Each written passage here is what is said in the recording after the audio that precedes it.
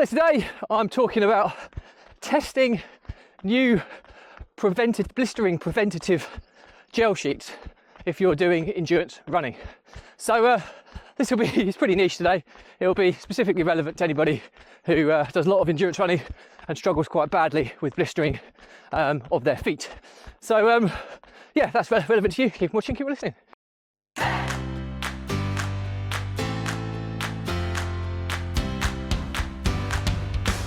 Welcome back to consecutive day 1815 of a diary of a runpreneur.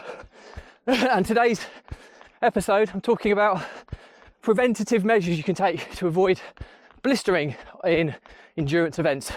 So as always, before we get into this, please don't forget that this vlog is part of a fundraiser of saving the lives of children by attempting the ultimate ultramarathon of run vlogging on consecutive days of distance of a lap of the world, barefoot style. And the more people we get in front of, more money we raise, more children's lives we save, which is why I do this every single day. But back to the topic at hand. So preventative measures you can take to avoid blistering of your feet as an endurance athlete. As always, these vlogs are part of my diary, so there's usually a reason for each episode that kind of entwines with my life. And today it's about, I'm testing these new gel sheets, these Profoot gel sheets. I think they're called, I'll check the name to be exact, but I'm testing them out. I've tested quite a few different types of silicone based gel sheets for my feet because, as you can probably see, I am a barefoot style runner, so I get a lot more brutality on the soles of my feet than you would with a nice padded cushioned pair of trainers or running footwear. However, bizarrely, when I first transitioned to barefoot style footwear, I had less blistering issues than I did than when I was doing marathons in, you know, really padded comfort based running footwear. So I think ultimately it all depends on the shape of your foot, the type of shoe you're wearing. Is it a good fit? Is it molded to your feet well enough? Your running form? There's so many variables that can impact whether you get blistering issues or not. And even to the extent that when I switched over to barefoot style running, when I started doing endurance events, to start off with, I didn't really get blistering issues.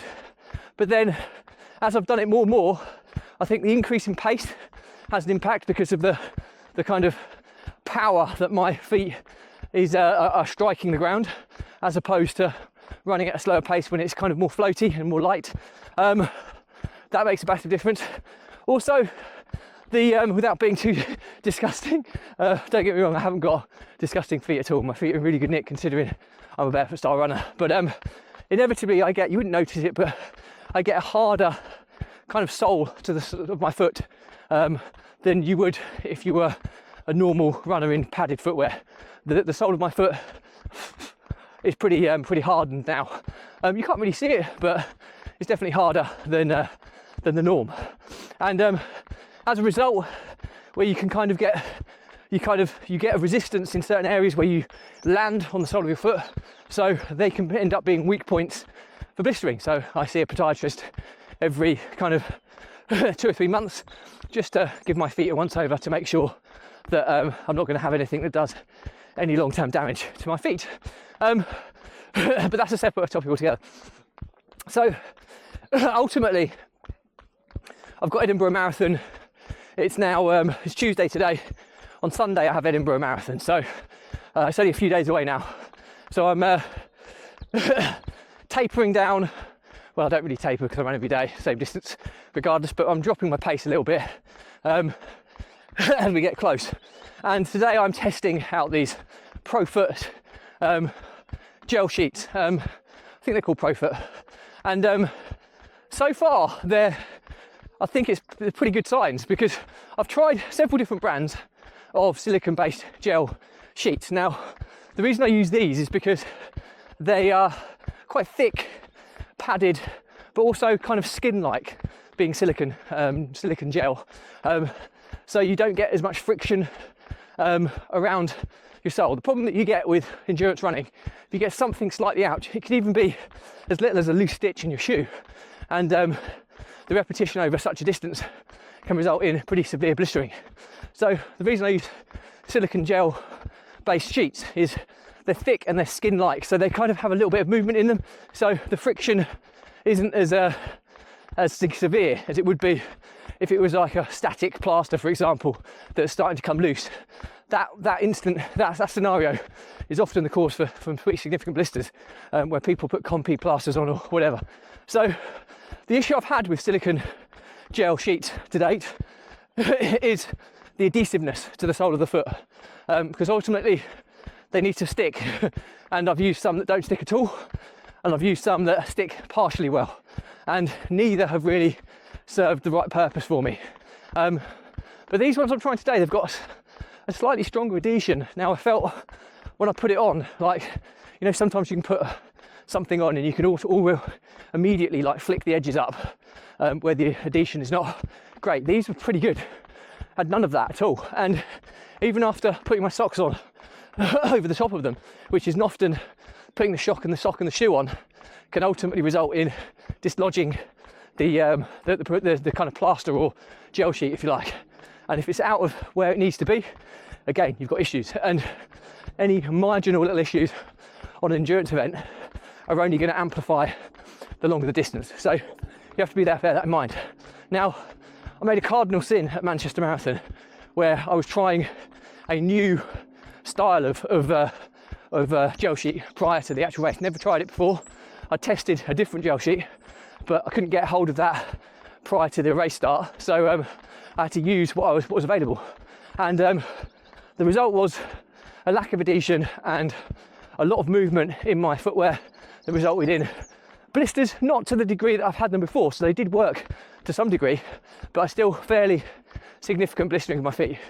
So I'm trying out something new today, so that I've got a few days before the marathon. Even if they didn't work as I want, I have chance to try and purchase some additional ones and try them out tomorrow, and even the next day. So I've probably got a few attempts here, but how I'm feeling after this first run, I think the jury's slightly out until I take my footwear and my socks off to see whether it's remained in place and it's kept its integrity as a gel sheet. If it has, then I'm going to be really quite buoyant and kind of excited and optimistic about the prospect of using these gel sheets for Edinburgh Marathon. So yeah, so ultimately, I know I've gone off on for quite a while about this topic, but it's been a massive issue for me as a runner. Certainly when I've been trying to get my PBs down, and it's impeded things quite significantly, because when I've had bad blistering issues, it's almost been 3 months to make a full recovery, and I've had to be running with injured feet, so to speak. So the learnings from my diary today are, if you're having issues with blistering of your feet when running endurance events, you need to go out and test different solutions. Now, there's loads of different solutions out there. Some people use compi plasters, some people use bandages, some people use gel sheets, some people use thick insoles. There's loads of different things you can try, and they all to some degree will work, but it depends on your feet, your running style, the shape of your foot, the footwear you're wearing, the socks you're wearing. There's so many variables. So ultimately, you want to be testing this stuff out before you turn up on race day, because it will give you a psychological confidence boost, which is huge when you're running endurance races. If you've got some niggling doubt in your mind, it eats away at you throughout the event. And that's what happened to me at Manchester Marathon. I could feel these gel sheets weren't doing what they needed to do very early on, and then it was in the back of my mind, am I going to be able to run through this? Am I not? And that was enough doubt to really make that whole marathon experience an incredibly unenjoyable one. If I can test these new kind of gel sheets that I'm trying today, and they prove to come through the test, then it's going to immediately give me a lot more confidence on the day. And secondly, you have a good indication of whether they work or whether they don't. And that's really, really important, because there's nothing worse than going in to something where it's the fear of the unknown, and who knows how it's going to kind of pan out. So if you've tried and tested something, you just A, know that it's fit for purpose, and B, gives you a psychological confidence boost. So yeah, I hope that's useful anyway. Any questions or comments about this, drop me a line. Anything relevant, I'll always respond. Please do remember though that this vlog is part of a fundraiser of saving the lives of children by attempting the ultimate ultramarathon of run vlogging on consecutive days, a distance of a lap of the world, barefoot style. And the more people we get in front of, more money we raise, more children's lives we save, which is why I do this every single day. Thank you as always, stay positive, stay happy, and I'll see you again tomorrow.